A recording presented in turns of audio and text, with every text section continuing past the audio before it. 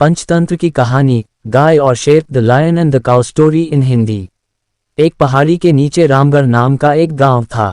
गांव के सारे जानवर हरी घास खाने के लिए सुबह उसी पहाड़ी के ऊपर बसे जंगल में जाते और शाम होते होते घर वापस आ जाते थे। हर दिन की तरह लक्ष्मी नाम की एक गाय अन्य गायों के साथ उसी पहाड़ी के जंगल में घास खाने के लिए गई थी। वह हरी घास खाने में इतनी ज्यादा प्रसन्न थी कि वह कब एक शेर की गुफा के पास पहुंच गई, उसे पता भी नहीं चला। शेर अपनी गुफा में सो रहा था और वह पिछले 2 दिनों से भूखा भी था। जैसे ही लक्ष्मी शेर की गुफा के पास पहुंची, गाय की खुशबू से शेर की नींद खुल गई। वह शेर धीरे धीरे गुफा से बाहर आया और गुफा के बाहर गाय देखकर खुश हो गया। शेर ने मन ही मन सोचा कि आज उसकी 2 दिनों की भूख मिट जाएगी। वह इस तंदुरुस्त गाय का ताज़ा मांस खाएगा और यह सोचकर उसने एक तेज दहाड़ लगाई। लक्ष्मी शेर की दहाड़ सुनकर डर जाती है। जब वह अपने आसपास देखती है तो वहां दूर दूर तक उसको कोई भी दूसरी गाय नहीं दिखी। जब वह हिम्मत करके पीछे मुड़ी तो उसे सामने शेर खड़ा हुआ दिखाई दिया। उस शेर ने लक्ष्मी को देखकर फिर से दहाड़ लगाई है और लक्ष्मी से कहा, मुझे 2 दिनों से कोई शिकार नहीं मिल रहा था, मैं भूखा था। शायद इसलिए भगवान ने मेरा पेट भरने के लिए तुझे मेरे यहाँ पर भेजा है। आज मैं तुझे खाकर अपनी भूख मिटा लूंगा। शेर की बात सुनकर लक्ष्मी डर जाती है। वह रोते हुए शेर से कहती है, मुझे जाने दो, मुझे मत खाओ। मेरा एक छोटा बच्चा है जो अभी सिर्फ मेरा ही दूध पीता है और उसे घास खाना अभी तक नहीं आया है। लक्ष्मी की बात सुनकर शेर हंसते हुए कहता है, तो क्या मैं अपने हाथ में आए शिकार को ऐसे ही जाने दूं? मैं तो आज तुझे खाकर अपनी 2 दिनों की भूख मिटाऊंगा। शेर के ऐसा कहने पर लक्ष्मी उसके सामने रोने लगी और विनती करते हुए कहती है कि आज मुझे जाने दो।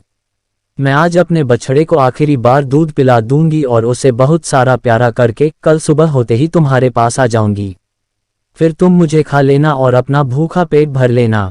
शेर लक्ष्मी की यह बात मान जाता है और धमकी देते हुए कहता है कि अगर कल तू नहीं आई तो मैं तेरे गांव आऊंगा, फिर तुझे और तेरे बेटे दोनों को खा जाऊंगा।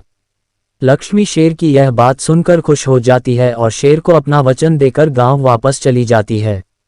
वहां से वह सीधे अपने बछड़े के पास जाती है, उसे दूध पिलाती है और बहुत सारा प्यार करती है। फिर बछड़े को शेर के साथ हुई सारी घटना बताती है और कहती है कि उसे अब अपना ख्याल खुद ही रखना होगा। वह कल सुबह होते ही अपना वचन पूरा करने के लिए शेर के पास चली जाएगी। अपनी माँ की बातें सुनकर बछड़ा रोने लगता है। दूसरे दिन सुबह होते ही लक्ष्मी जंगल की तरफ निकल जाती है और शेर की गुफा के सामने पहुंचकर शेर से कहती है, अपने वचन के अनुसार मैं तुम्हारे पास आ गई हूं, अब तुम मुझे खा सकते हो। गाय की आवाज सुनकर शेर अपनी गुफा से बाहर निकल कर आता है और भगवान के अवतार में प्रकट होते हैं।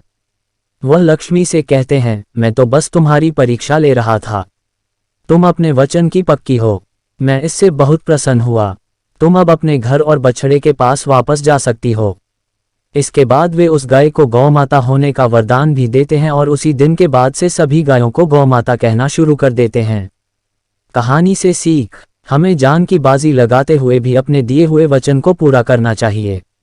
यही हमारे दृढ़ व्यक्तित्व को दर्शाता है। अगर यह कहानी आपको अच्छी लगी हो तो हमें कमेंट में जरूर बताएं तथा हमारे चैनल को सब्सक्राइब जरूर कर ले ताकि आपको अच्छी अच्छी कहानियां सुनने को मिले।